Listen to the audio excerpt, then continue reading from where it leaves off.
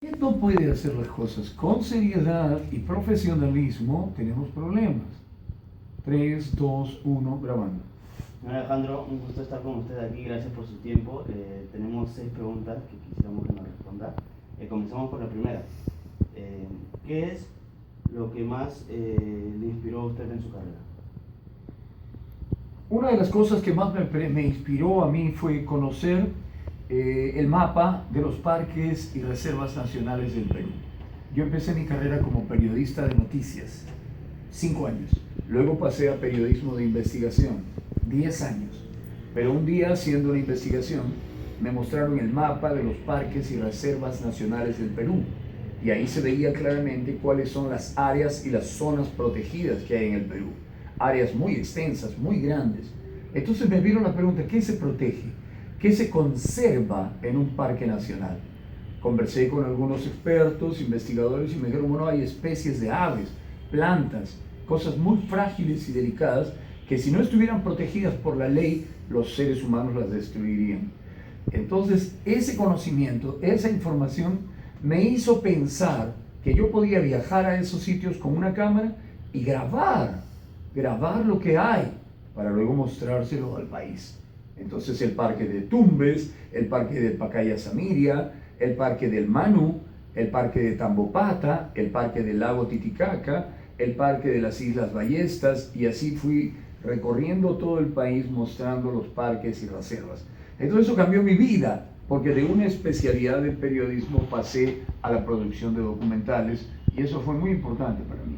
Debo entender entonces que usted disfrutó más la etapa de reportajes en Perú que la etapa investigadora. Yo creo que las dos etapas, tanto la etapa de búsqueda y producción de noticias, como la etapa de documentales y producción de documentales, cada una tiene sus propias características, sus propias ventajas y sus propios, te hace sentir bien, ¿no? Pero la etapa de producción de documentales me parecía que era al servicio de la gente, que de alguna manera aportaba al conocimiento del Perú y a la cultura popular. Entonces esa etapa me dio mucha satisfacción personal. ¿Extraño la televisión tocando este tema? Sí extraño la segunda parte, la parte de producción de documentales, de los viajes, porque eran etapas de mi vida que me permitían viajar mucho y conocer mucho por el país. ¿En qué momento de su vida se dio cuenta que quería ser comunicador?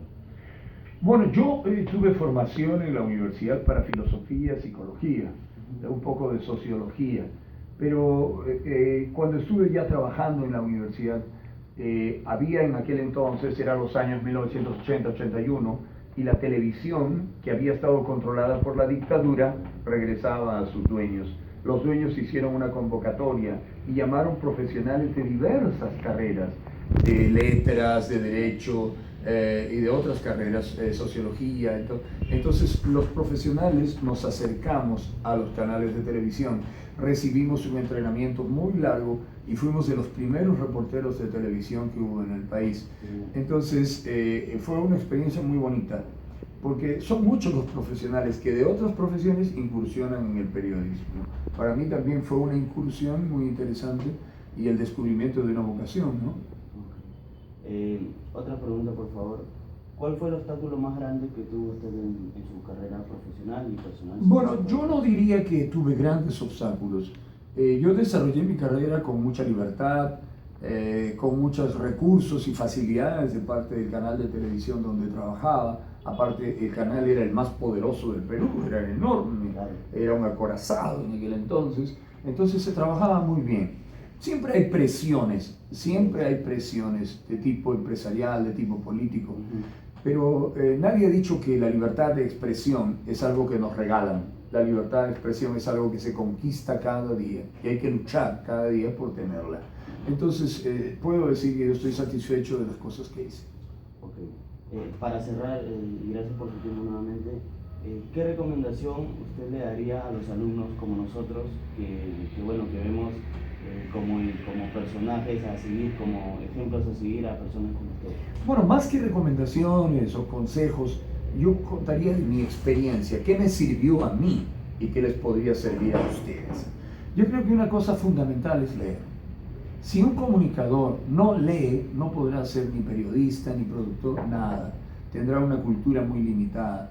Un comunicador está obligado a ser una persona culta, bien hablada, bien leída, que maneja bien el lenguaje y que se puede manejar en una serie grande de temas.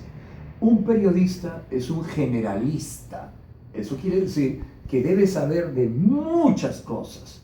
Un día te mandan a hacer una comisión de agricultura sobre el cultivo del maíz, la papa o el arroz. Otro día tienes que ir a hacer un tema de minería. Otro día vas al Poder Judicial. Otro día vas a las operaciones militares. Otro día estás en el quirófano de un hospital viendo un trasplante. Otro día ves una denuncia social, un caso de terrorismo.